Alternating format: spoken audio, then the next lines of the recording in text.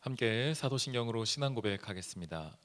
전능하사 천지를 만드신 하나님 아버지를 내가 믿사오며 그 외아들 우리 주 예수 그리스도를 믿사오니 이는 성령으로 잉태하사 동정녀 마리아에게 나시고 본디오 빌라도에게 고난을 받으사 십자가에 못 박혀 죽으시고 장사한 지 사흘 만에 죽은 자 가운데서 다시 살아나시며 하늘에 오르사 전능하신 하나님 우편에 앉아 계시다가 저리로서 산 자와 죽은 자를 심판하러 오시리라. 성령을 믿사오며 거룩한 공회와 성도가 서로 교통하는 것과 죄를 사하여 주시는 것과 몸이 다시 사는 것과 영원히 사는 것을 믿사옵나이다. 아멘. 찬송가 415장 십자가 그늘 아래 함께 찬양하겠습니다. 십자가 그늘 아래 나 쉬기 원하네. 저 햇볕이 뜨겁고 또 짐이 무거워 이 광야 같은 세상에 늘 방황할 때에 주 십자가의 그늘에 내 쉴 곳 찾았네. 내 눈을 밝히 떠서 저 십자가 볼 때 날 위해 고난 당하신 주 예수 보인다. 그 형상 볼 때 내 맘에 큰 찔림 받아서 그 사랑 감당 못하여 눈물만 흘리네. 십자가 그늘에서 나 길이 살겠네. 나 사모하는 광채는 주 얼굴뿐이라. 이 세상 나를 버려도 나 두려움 없네. 내 한량 없는 영광은 십자가뿐이라.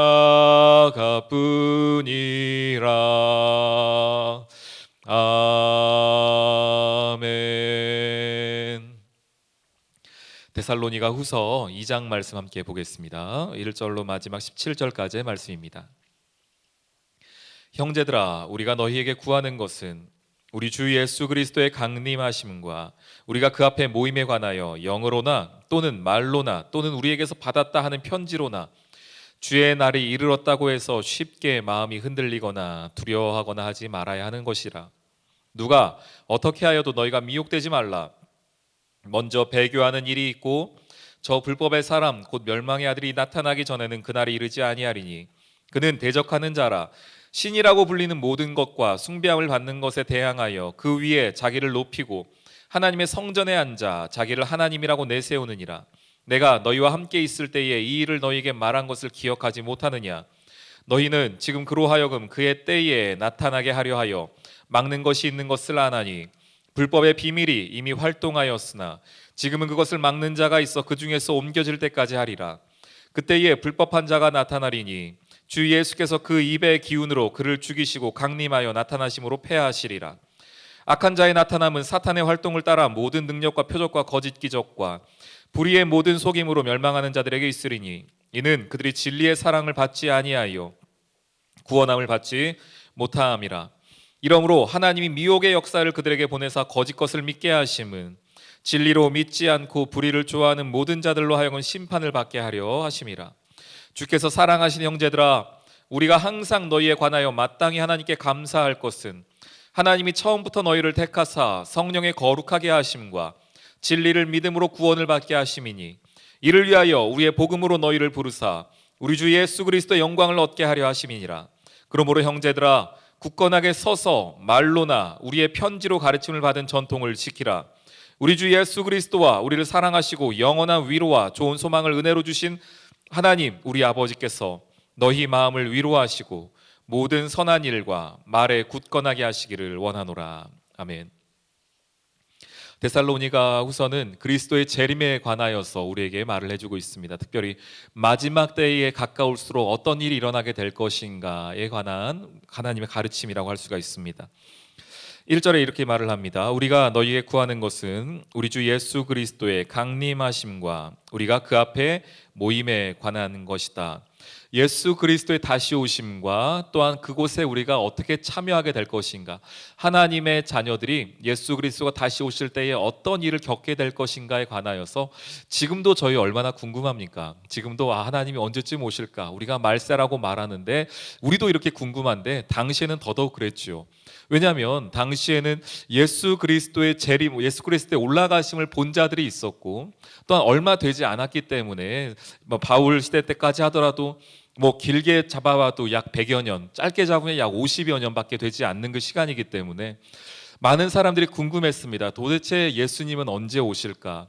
그리고 예수님 오실 때 우리는 어떻게 될까? 이것이 정말로 큰 주제였습니다. 성도들에게 큰 궁금증이었고요. 그러면서 말합니다. 2절에 영으로나 말로나 또는 우리에게서 받았다는 편지로나 주의 날이 이르렀다고 해서 쉽게 마음이 흔들리지 말아라. 또 두려워하지 말아라 라고 합니다.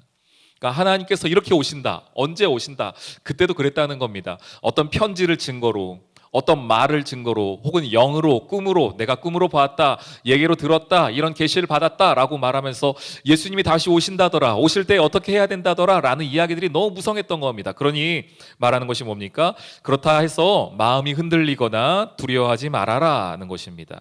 그러면서 어떤 커다란 사건들, 예수님이 오시기 전에 이런 일들이 먼저 일어나게 될 것을 먼저 말하는데요. 이것은 마태복음에서도 예수님께서 마지막 때에 관해 말씀하실 때와 같은 맥락이라고 할 수 있습니다. 데살로니가서는 이 얘기를 하죠. 3절에 보니까 누가 어떻게 하여도 너희가 미혹되지 말라. 예수님이 오시기 전에 먼저 어떤 일이 일어나냐면 배교하는 일이 있다는 것입니다. 그리고 불법의 사람, 멸망의 아들이 나타난다. 언제다, 어떤 때다, 아니면은 어떤 장소다, 이런 것에 어떤 특정하는 것은 아니지만 어떤 시대의 흐름에 관하여서 말을 해주는 것이 있죠. 그게 뭡니까? 배교하는 사람들이 있고, 또한 여기서는 불법의 사람, 멸망의 아들, 4절에서는 대적하는 자, 신이라고 불리는 사람들이 등장한다는 것입니다. 그러면서 하나님의 예수 그리스도의 그 영광을 가로채는 자들이 먼저 등장을 한다는 것입니다. 그런 자들이 일어나기 전까지는 너희가 흔들리지 말아라는 것입니다. 누가 어떤 얘기를 한다고 하더라도, 누가 어떤 것을 보았다 한다 하더라도 너희가 흔들리지 말아라는 것입니다. 그러면서 7절에 말하지요. 불법의 비밀이 이미 활동하였으나 지금은 그것을 막는 자가 있어 그 중에서 옮겨질 때까지 하리라. 8절에 불법한 자가 나타나리니 주 예수께서 그 입의 기운으로 그를 죽이고 강림하여 나타나심으로 패하시리라. 그래서 이 이후에 많은 사람들이 그 불법한 자가 누구인가에 관하여서 참 궁금해했습니다. 어떤 사람들은 강하게 얘기하는 어떤 분들은 카톨릭의 어떤 교황이 이런 불법한 자다라고 말하는 사람도 있었고, 어떤 사람은 어떤 정치적인 세력이 공산당이 아니면 어떤 독재자가 불법한 자다라고 이렇게 특정하여 말을 했던 시기도 있었습니다. 그러나 성경이 그것을 정확하게 누구다, 어떤 사람이다라는 것을 꼭 찍어 말하진 않죠. 그러나 우리가 여기서 한 가지 알 수 있는 것이 있지 않습니까? 배교, 불법, 멸망, 불법의 비밀, 활동하는 자들, 이 모든 자들은 하나로 귀결이 되는데 무엇이냐면 예수 그리스도를 부인하는 자들입니다. 예수 그리스도의 믿음을 믿지 않는 자들입니다. 그들은 자신의 힘과 권력을 믿는 자들이었으며 현재 자기가 누리고 있는 세상의 것을 가지고 이 세상을 지배하려 했던 자들인 것을 우리가 확실히 알 수가 있습니다. 그러면서 10절과 11절에 이렇게 말을 하는데요. 불의의 모든 속임으로 멸망하는 자들에게 있으리니 이는 그들이 진리의 사랑을 받지 아니하였기 때문에 구원함을 얻지 못하였다는 것입니다. 그들이 그렇게 살아가는 이유는 무엇인가? 그들이 구원함을 받지 못하였기 때문에 그렇게 살아가는데, 왜 구원함을 받지 못하였는가? 진리의 사랑, 결국은 예수 그리스도의 십자가를 알거나 깨닫거나 그것을 받지 않았기 때문이라고 말을 합니다. 11절에 이러므로 하나님이 미혹의 역사를 그들에게 보내사 거짓 것을 믿게 하시고 진리를 믿지 않고 불의를 좋아하는 모든 자들로 하여금 심판을 받게 하려 하심이라. 이 주어와 마지막 서술어만 놓고 본다면 어떻게 보이냐면요, 하나님이 그들을 심판하기 위하여서 그들을 그냥 버려두셨다는 겁니다. 이건 로마서에서도 항상 같은 이야기를 하시죠. 그들을 죄악 가운데에, 또한 그들의 상황 가운데 그냥 버려두심을 로마서는 말을 하고 있고, 오늘 성경은 하나님이 미혹의 역사 가운데에 심판의 자리에 그들을 그냥 놔두었는데, 그런데 그들은 그것도 알지 못하며 진리를 믿지 않고 불의를 좋아하는 그들의 삶의 자리로 그대로 살아가고 있다는 것입니다. 여기서 한 가지 우리가 감사하게 되는 제목이 있습니다. 내가 예수 믿는 것이 얼마나 소중한 것인가, 내가 예수 믿는 것이 얼마나 귀한 것인가를 우리가 보게 됩니다. 하나님이 그냥 버려두시면은요, 하나님이 아무런 신경을 쓰지 아니하시면 우리의 삶의 방향은 분명합니다. 지옥으로 가는 길이고, 가는 길 가운데에서는 즐거움이 있다고 생각하고, 그 길이 행복한 길이라고 생각하고, 내 힘으로 무언가 잘 된다라고 생각하지만 그 길의 끝은 분명하게 멸망의 길이라는 것입니다. 미혹의 역사를 받아 거짓 것을 믿고 가고 있는데도 깨닫지 못하는 인생, 마지막에 가서야 그 끝이 얼마나 멸망의 길인가를 깨닫게 된 인생, 얼마나 비참한 인생입니까? 오늘 성경이 말을 합니다. 그리하여 16절에 결론적으로 이렇게 말을 하죠. 너희 마음을 위로하시고 모든 선한 일과 말에 굳건하게 하시기를 원하노라. 이런 이야기 저런 이야기 들린다고 해서 너희 마음을 다른 곳에 뺏기지 말아라.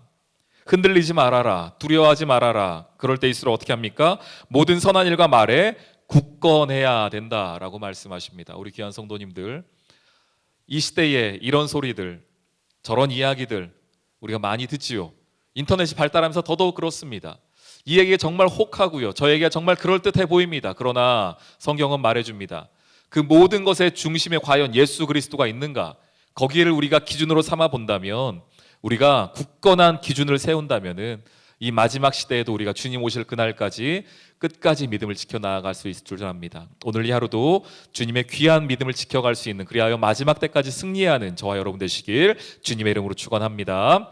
아멘. 우리 함께 기도하며 나아가도록 하겠습니다. 오늘 말씀을 생각하며, 하나님, 내가 마지막 때까지 이 삶의 믿음과 삶의 균형을 이뤄가게 하여 주옵소서. 우리 가정과 교회와 나라를 위하여서 우리 주여 한번 부르시며 나아갑니다. 주여. 하나님, 마지막 때를 살아가며 주의 재림의 때를 기다리며 나아가는 우리 귀한 성도들의 삶의 자리 가운데 함께하여 주시고, 성령의 은혜 가운데 나아간 저들 될 수 있도록 붙잡아 주시옵소서. 오늘 하루의 삶의 자리 가운데 우리가 마음이 흔들리거나 두려워하는 일이 없게 하여 주시고, 불법의 자녀요 배교의 자녀가 아닌 멸망의 아들이 아닌 복음의 자녀로 승리한 저들 될 수 있도록 역사하여 주옵소서.